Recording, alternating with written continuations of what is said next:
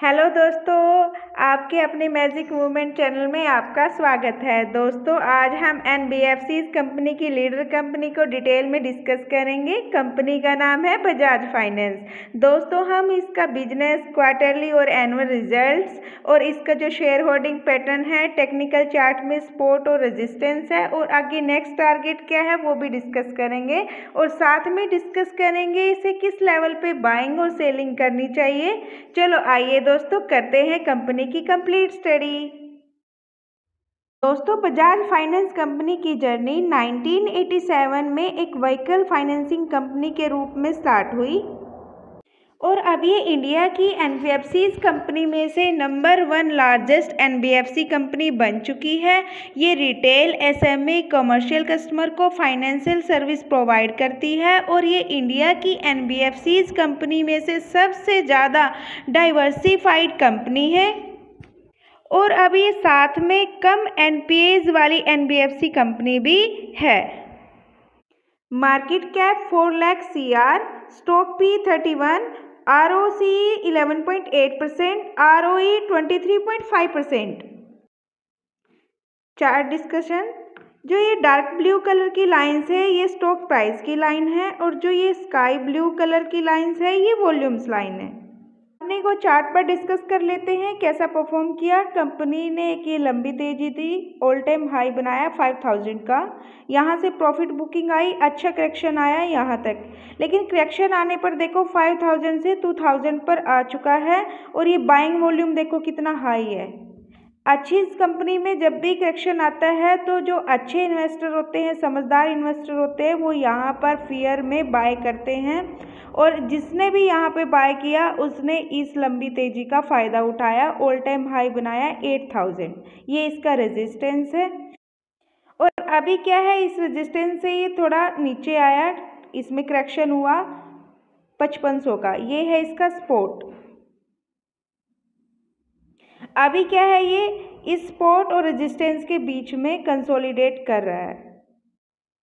अभी जो stock price है वो 7000 के आसपास है। बाकी हम इसके टेक्निकल चार्ट पर इसका सपोर्ट और रेजिस्टेंस को डिस्कस करेंगे, नेक्स्ट टारगेट को डिस्कस करेंगे और इसमें क्या करना चाहिए, बाइंग, सेलिंग, वो सब हम टेक्निकल चार्ट के ऊपर डिस्कस करेंगे। क्वार्टरली रिजल्ट्स देख लेते हैं। Q1, Q2, Q3। Revenue Q1 में 12, Q3 में 13, 13 से 14। Q एंड Q बेसिस पे रिवेन्यू में ग्रोथ है। एक्सपेंसेस देख लेते हैं, 36 से 39, 39 से 42। एक्सपेंसिव में भी Q ऑन Q बेसिस में ग्रोथ है। फाइनेंसिंग प्रॉफिट 47 से 49, 49 से 50, same Q on Q basis पे ग्रोथ है। प्रॉफिट बिफोर टैक्स देख लेते हैं, 45 से 47, 47 से 48, सेम।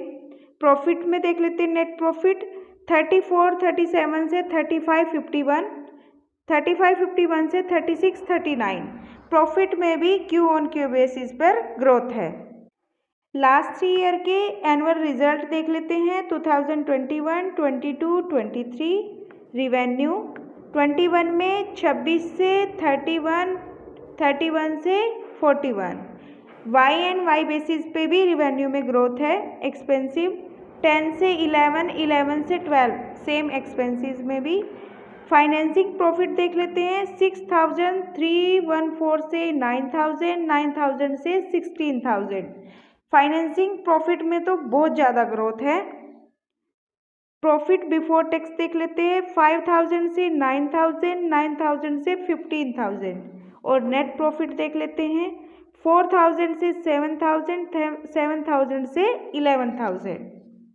प्रॉफिट में भी वाई एंड वाई बेसिस पे ग्रोथ है। कंपनी के CAGR देख लेते हैं, सेल ग्रोथ 5 ईयर की 27%, 3 ईयर की 16 और अभी लास्ट ईयर की 33%।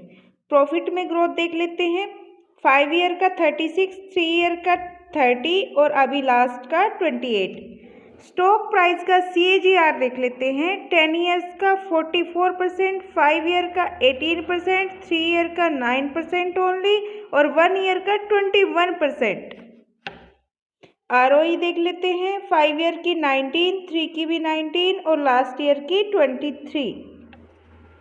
शेयर होल्डिंग पैटर्न चेक कर लेते हैं, Q1, Q2, Q3। प्रमोटर्स 55.87% से 54.78%, थोड़ा सा ट्रिम हुआ। FIs 20.09% से 20.92%, FIs ने थोड़ा सा बढ़ाया। DIs का 12.83 से 14.01%, DIs ने भी अपने स्टेक को इंक्रीज किया। गवर्नमेंट 0.07 से same as it is. Public 10.99% से डिक्रीज करके 10.17%, पब्लिक ने भी थोड़ा ट्रिम किया। कंपनी के प्रोज और कॉन चेक कर लेते हैं। कंपनी के प्रोज, Q&Q बेसिस पे कंपनी अच्छा रिजल्ट दे रही है, मार्केट की एक्सपेक्टेशन को बीट कर रही है और कंपनी जो लास्ट 5 ईयर से CAGR दे रही है वो 35.8% का दे रही है। कंपनी के कॉन्स भी चेक कर लेते हैं। कंपनी का जो स्टॉक प्राइस है वो ट्रेडिंग कर रहा है अपनी बुक वैल्यू का 7.13 टाइम्स और कंपनी के जो प्रमोटर्स हैं उन्होंने अपनी होल्डिंग को डिक्रीज किया 1.09%। टेक्निकल चार्ट डिस्कस कर लेते हैं। पहले इस असेंडिंग लाइन के बारे में बात कर लेते हैं। यहाँ पर ये रेजिस्टेंस का काम कर रही है और यहाँ पर ये सपोर्ट का काम कर रही है। यहाँ रेजिस्टेंस, यहाँ पर सपोर्ट, यहाँ सपोर्ट, यहाँ सपोर्ट और यहाँ सपोर्ट। जो ये सपोर्ट है ये 6000 का है, ये फर्स्ट सपोर्ट है और जो सेकंड सपोर्ट है वो ये है, ये 5500 का है। थर्ड सपोर्ट ये है 3000 का और उससे नेक्स्ट सपोर्ट ये है 2000 का। यहाँ तक की जरूरत नहीं पड़ेगी। अभी बात कर लेते हैं हम रेजिस्टेंस की। जो फर्स्ट रेजिस्टेंस है वो ये है 7000 का और सेकंड रेजिस्टेंस है वो 8200 का।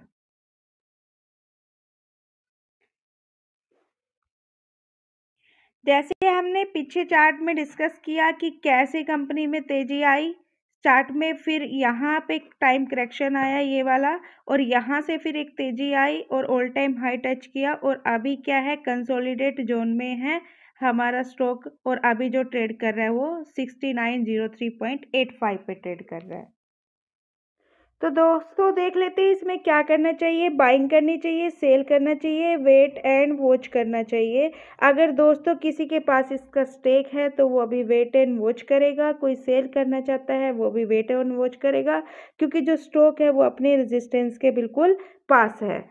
और अगर दोस्तों किसी के पास इसका कोई भी स्टेक नहीं है और वो इसमें इंटरेस्टेड है तो वो स्मॉल अमाउंट के साथ इसमें बाइंग कर सकता है क्योंकि अगर Q4 के नंबर Q3 की तरह अच्छे आ जाते हैं, मार्केट की एक्सपेक्टेशन को बीट कर देते हैं तो ये अपने टारगेट को अचीव कर सकता है और एक न्यू हाई भी बना सकता है। अगर इसने टारगेट अचीव कर लिया तो आप वो प्रॉफिट आपको हो सकता है। और दोस्तों अगर इसके नंबर अच्छे नहीं आते तो ये अपने फिर से ये जो असेंडिंग वाला सपोर्ट है इसको टच करता है 62 के आसपास ये आ सकता है दोबारा। तो अगर जो थोड़ी बाइंग की है जब 62 के आसपास आएगा तो उसमें आप ऐड ऑन कर सकते हो और आपका एवरेज हो जाएगा। RBI NBFCs को लेकर बहुत स्ट्रिक्ट हो चुकी है, बहुत हार्ड एंड फास्ट रूल बना दिए गए हैं।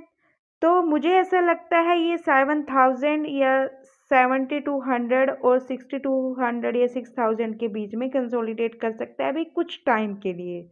अगर नंबर अच्छे आ जाते हैं तो ये ब्रेक भी कर सकता है। दोस्तों मार्केट है, कुछ भी हो सकता है कि अभी ये ऑल टाइम हाई से 15% डिस्काउंट पर है और जब भी 10 से 15% डिस्काउंट मिले अच्छी कंपनीज में और हमारे पास स्टेक नहीं हो तो हमें स्मॉल अमाउंट के साथ ऐड कर लेना चाहिए। तो ये था बजाज फाइनेंस की कंप्लीट स्टडी।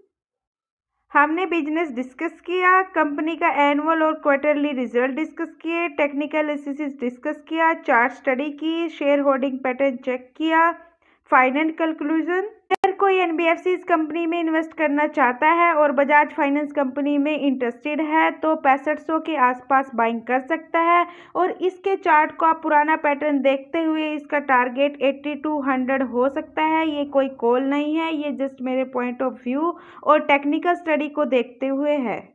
दोस्तों जो कुछ भी आपको अच्छा लगा हो और यदि इसमें कुछ कमी रह गई हो तो प्लीज़ हमें उसका फीडबैक दें ताकि हम आपको और अच्छा कंटेंट प्रोवाइड करा सके। और यदि आप किसी कंपनी का फंडामेंटल एनालिसिस को डिस्कस करना चाहते हो तो हमें कंपनी का नाम सजेस्ट कर सकते हो।